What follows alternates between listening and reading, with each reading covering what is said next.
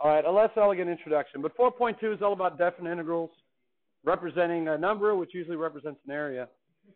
Sigma notation, that's what we have to learn. Sigma notation is going to benefit us today as we see the transition from a finite process to an infinite process, and at the end of the year when we get to infinite series. Ooh, okay. So here's the idea. I'm just going to kind of explain it. This is a Greek letter, and it looks like an E, but it's actually the Greek letter S. It's the sigma, okay? And it represents, in this case, a series. Now, a series is nothing more than a sum of terms generated by a rule. Generated by some rule. And the rule is usually like a little equation, or not an equation, but an expression. In this case, it's an expression as a function not of x, but of I. So we have an S out here, and this S is for sum, and that's why we use the sigma. The sigma is the Greek letter for S, and of course S is for sum. So here's what it does. It starts at this I. This I equals 1. I is called an index, and it's just a counter. It increases by one positive integer every time. So starting at I equals 1, we say going to the upper bound up here is called n. So we would read this as the sum from I equals 1 to n of, and then we have this a sub I. This a sub I is basically your rule. It's your rule of sequence, or it's a rule of terms. It's how you generate them. We did. Yeah, we did. So the way you evaluate it, or you expand it out, is you start down here whatever the index says to start at. In this case, it says 1. It could be 2. It could be 0. It's not negative usually. But we start at 1 here, and we plug it into this rule, a sub I. And we evaluate it, and we write it down. And we get the first term called a sub 1. Because it's sigma, it's a sum, we put plus. And then we move on to the next integer, 2. Plug in a 2, evaluate it, write it down. That's a sub 2, the second term, plus. And we keep going until we get to n, the upper bound up here. All right? And that's basically what a series is. There is another notation where you use a capital pi here instead of a sigma. And that would be, instead of adding the terms, you would do what? Not subtract. Pi is the Greek letter for p, which means product, so you would multiply. So there might be a case to do that. In this case, sigma for sum. All right, let's try evaluating it. It says, we read this as the sum, sigma, the sum from I equals 1 to 3 of I squared. So I squared is the rule. 1 is the lower bound, 3 is the upper bound. So to evaluate it, we start with a 1 and we plug it in for I, and we get 1 squared. It is the sum after all, so we put a plus sign and we move on to the next positive integer, which is 2. We plug it in and get 2 squared. Sigma sum, put a plus sign, go to the next positive integer, 3, square it. And when do we stop? Right now, yeah, we stop right there. So that's the upper bound. And if we want, we could then simplify that. That's 1 plus 4 plus 9, which is the same as 14. So if you play sports and 14 happens to be your jersey number, you could replace the 14 on the back of your jersey with that right there. They are mathematical synonyms. They mean the exact same thing. Everyone will be able to still identify you for who you are. It would just be a little bit more of a mouthful when your name is announced for the awesome play that you make, right? Oh, because they're equal, right? True. All right, so that's pretty easy, right? Now notice this is a nice way to express the sum of things that are generated by a regular rule, in this case, I squared. Now the I doesn't have to be an I. Typically we use I, J, or K for the index, but it could also be other letters like N, all right? Speaking of N, here's another one. We have the sum from N equaling 0 now to 5 of x to the N plus first over 2 to the N. What's a little bit different about this one other than the fact that the index is N and not I? What? It has another unknown in it, right? There's an X in there. The previous one didn't. So when you're evaluating a series, the variable that you treat as a variable actually is the one that's the index. So we're going to treat N as the variable, and you treat everything else as a constant. So we're going to treat X like a constant. So when we're evaluating it, when we're expanding it out, here we go. We start with 0 in this case, not 1, and you plug in a 0 for N, and you get X to the first, which is just x, divided by 2 to the 0, which is just 1, right? So x divided by 1 is x. So the first term is x. Plus, now you move on to n equals 1, and you get x to the 1 plus 1, which is 2, divided by 2 to the first, which is 2, plus the next term you might imagine is x cubed over, and that would be now 2 squared, which is 4. The next term would be x to the fourth over 2 cubed, which is 8, plus the next term, which would be x to the fifth over 2 to the fourth, which is 16. Do we stop right there? No, that's only n equals 4, even though the exponent's 5. We got one more term. It would be x to the 5 plus 1, which is 6, all over 2 to the fifth, which is 32. And that's where you stop. Okay, now that we've expanded it, you can treat x as a variable again. In fact, this right here is what we're going to be doing at the end of the year. Notice that is a polynomial of degree 6. And we call this a Taylor polynomial, which is a very special type of series called a power series. Power series is a series with x in it. And certain power series, like this Taylor polynomial, can be used to represent or approximate other functions near a center. And we've already seen that, right? We've been doing that. We've been calling our linear equations, our first-degree Taylor polynomials. If you just look at the first term, that would be a first-degree Taylor polynomial. We've been writing equations of lines in Taylor form.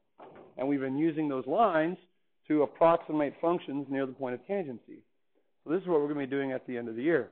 The more terms you add, the higher the polynomial, and the better the approximation is near the center or the point of tangency. So kind of interesting. All right, so sigma is used to represent the sum of a bunch of things that are generated by a regular rule. It's almost like computer programming, if you're going to program something with multiple iterations. All right, so here's where the calculus comes in. This section is all about trying to find areas of irregular regions, okay? Areas of irregular regions, or areas of amorphous blobs, which maybe sounds more poetic, okay? Now, we know how to find areas of certain regions, right? In geometry, we learned all kinds of shapes that have known geometric formulas, right? Like, what are some of those?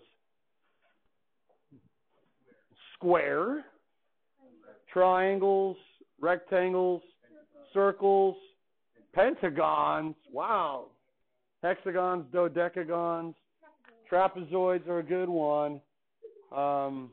What else? All kinds of shapes. Parallelograms, rhombi, right? So there's lots of equations out there, or formulas out there for areas of regions. But let's say we're trying to find the area of this region that we've labeled as S.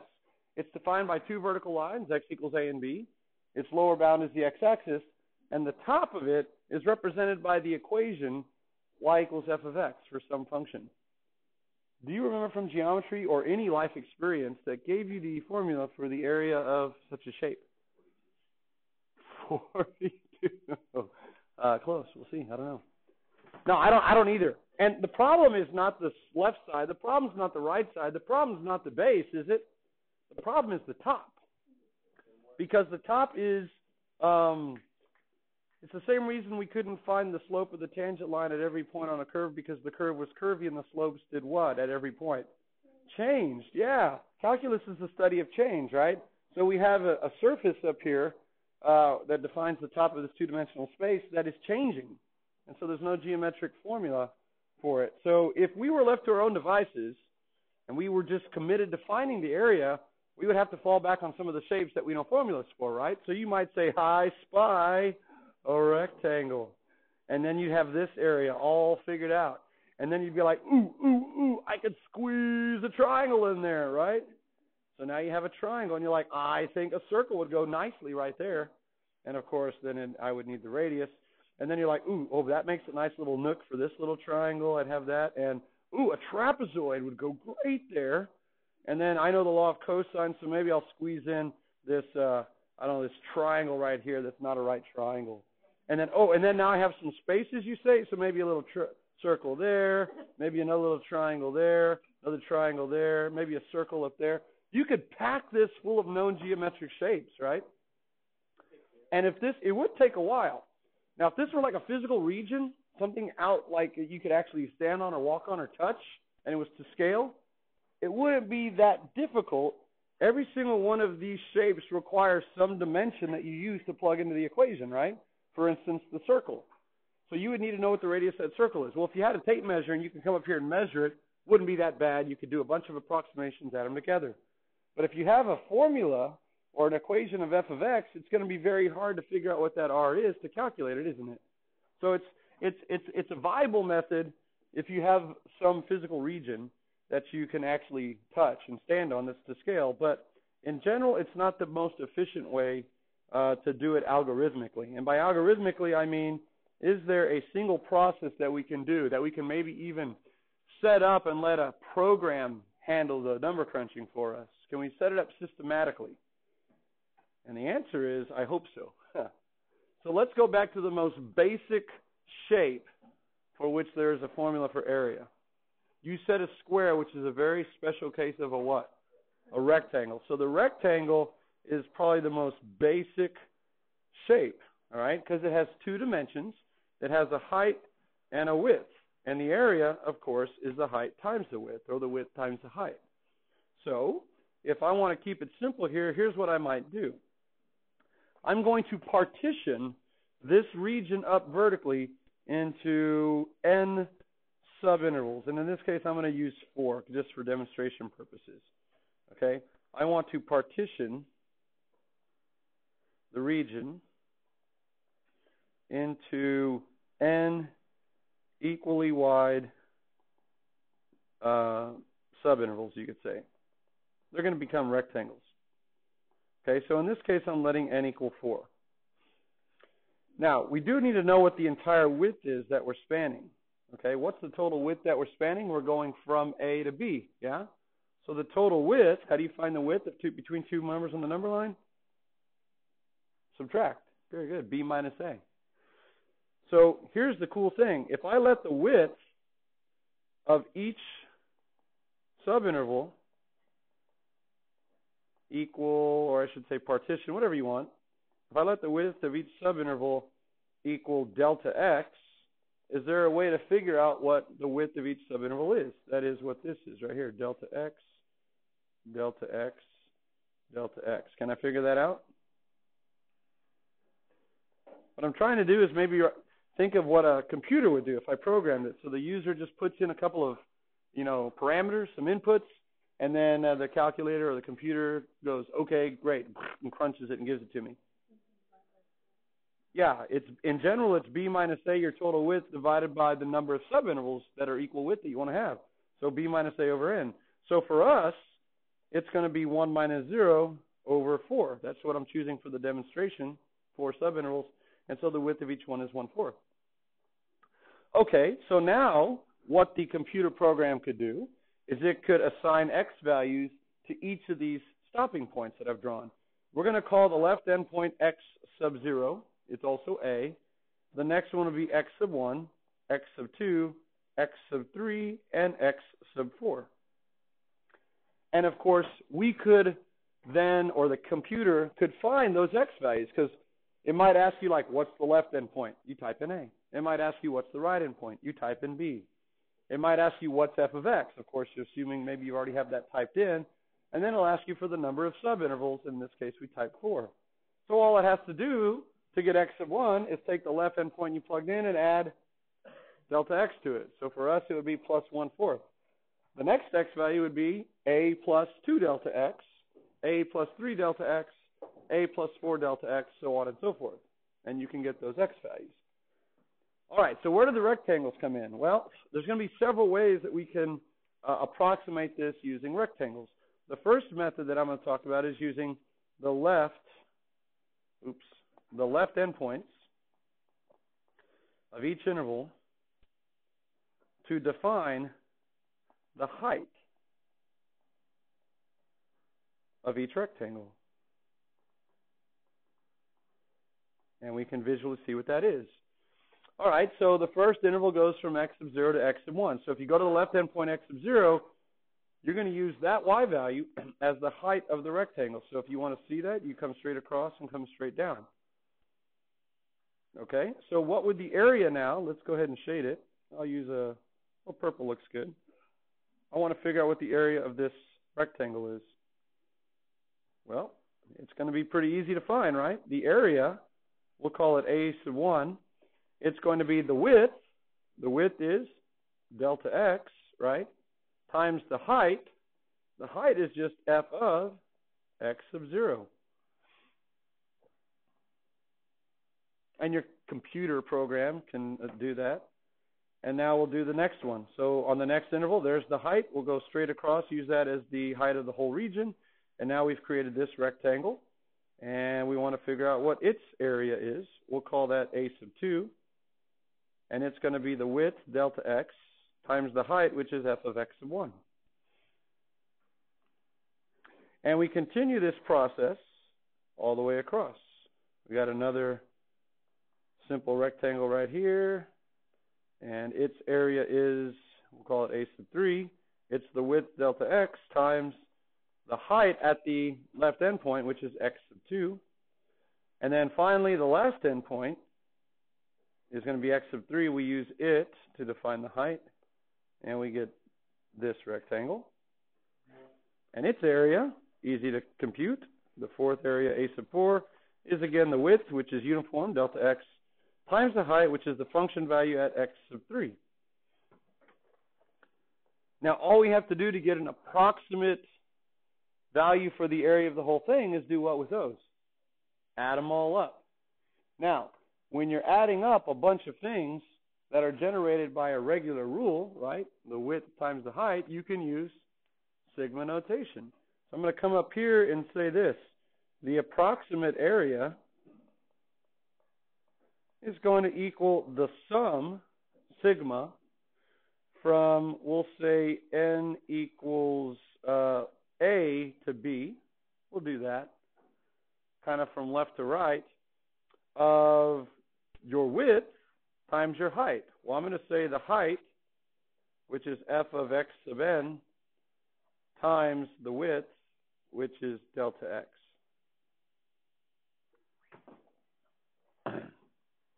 I kind of took some measures here. From n equals n to b, we should kind of go from like 0. Let me change that here from a to b. Yeah, the way we did it, we went from 0 to 3. That's what we actually did, from 0 to 3. So if you go ahead and expand that out, right, that you plug in a 0 first, and you get f of x sub 0 times delta x, plus plug in a 1, f of x sub 1. That's what we did. So that's more like it. And that takes us all the way across the region. Yeah, now the question is that going to be too big or too small? It kind of depends on the nature of the curve. This one is increasing and decreasing. It's part concave up, part concave down.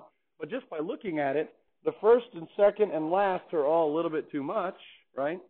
And it's only the third one that doesn't get quite enough. So it looks like this could be an over approximation. Now, of course, if we knew the actual, we could compare it and see by exactly how much we over approximated it. But then we really wouldn't need to be approximating it, would we? So the question is, if you wanted a better approximation than this, using this idea, what could you do? Make smaller delta x's. Yeah, so let's just do one thing here. Let's just go ahead and double the number of rectangles we use.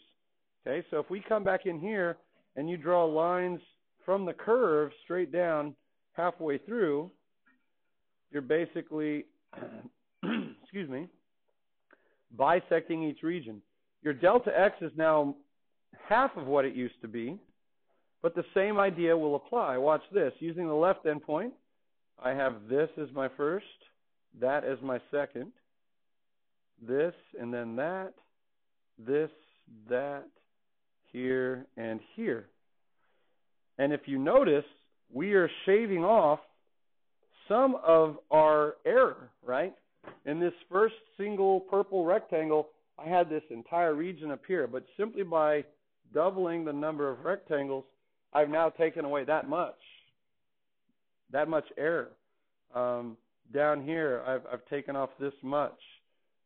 Here, I've actually gained this much, and here I've gotten rid of that much. So it should be a better approximation. Now, for a computer program, You think it's going to mind doing 8 calculations instead of 4? No, that's what they're built for. But for us, if we were actually having to generate these x values and then plug them into some function and evaluate them, and then multiply them by the width, and then add them all together, it is more work for us. It becomes much more tedious. But computers don't mind. So, with the same idea, what if we wanted a yet even better approximation? Cut them in half again. Let's do it one more time. We went from 4 to 8. Let's do 16. Let's see what that looks like. And if you want to do it, that's fine. If not, you can just watch what I do. Okay, so it'll be that, and we'll have this here. This one will be that, and then we'll have that. Oops. Yep, that works. And then here. So here, there, here, here. Okay, so notice we're getting rid of quite a bit now. I missed that first one. There we go. So we're getting rid of this. We're getting rid of this. We're getting rid of that. So we're getting rid of things that we didn't have before, and in some cases, notice we're picking up what we were missing previously. Yeah? Now, good color scheme. This process can continue for how long? An infinite amount of time, indefinitely, right? Do you see a limiting process here? You should, right? So here's the deal. The more rectangles I choose to use, the smaller my error, which means the closer my approximation is getting to the actual. Whether my approximation is too big or too small, it's converging either from above or below to what the actual area is under this region. In theory, it'll never make it, right, if we're actually doing finite calculations. But we also saw that there's ways around that, like when we found the limit as the 2 points went closer together for the tangent line. We never could say it was the same point, but we got so close that we saw the writing on the wall and we were able to come up with the derivative. Same thing here. We're going to get to a point where we can maybe have the values of the area approximations are getting closer and closer and closer, approaching an actual finite value that we can see the writing on the wall and we can easily predict what the actual area is. That's the limiting process. So here's the magical step. If we simply take the limit now as n goes to infinity, which would be the same thing as letting delta x go to what? 0. It kind of affects it the same way. We no longer get the approximate area. The approximation converges to the actual area, and the sigma, which is the Greek letter S, gets some of its kinks worked out. Oops, I'm sorry. Let me add it in here. Let me just rewrite it. We have our f of x sub n times delta x. When we take the limit as n goes to infinity, the sigma gets some of its kinks worked out, and it becomes more of a smooth-looking S. And we're going from 0 to infinity on n, but we're going from A to B, left to right, on our x-axis. And the f of x sub n just becomes the function f of x. And, of course, delta x, we've already had this conversation. Delta x is your finite measurable width of x. What do we call the infinitely small non-measurable change in x? Dx. It's a differential of x. And so this becomes this. And this is known as the definite integral. And there is a shortcut process for evaluating it, just like there is a shortcut rule for finding the derivative. We didn't have to set the limit up each and every time. There are ways to evaluate areas using the limit. We're not going to get into that because you're going to have to memorize some summation formulas. So we're going to kind of forego that. Even though we did it with the derivative, we won't do it with the integral. We're going to learn how to kind of do some of this stuff right here, but we're not going to do it for that many subintervals because it does get tedious. We'll probably do it for 3 or 4 or 5 subintervals maybe if we have to generate our own values. And there's ways to kind of do it a little bit faster. And then once we do that, in the next section, we'll learn the shortcut rule for evaluating this because this is very important.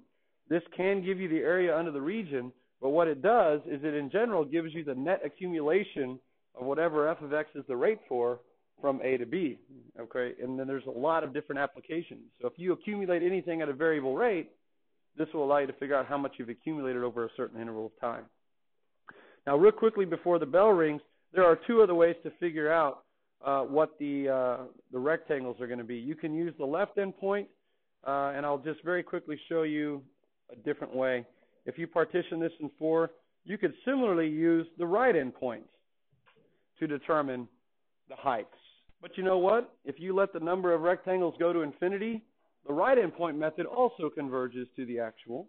And there's one other method that requires you to calculate more x values. It's called the midpoint method. And you use the y value at the midpoint of each interval to define the rectangle's height. And that one's kind of a nice one if you're doing only one, because it almost like takes an average on each interval. If you notice, you don't get this little piece here, but you get too much there. And for a single calculation, the midpoint's not that bad. And then we're going to look at the shape that you mentioned, trapezoids, because that one works great too. And we'll pick up there tomorrow with example 2. So you got a nice conceptual understanding of what we're doing and what the definite integral is. And I think that's enough for today. So have a great afternoon.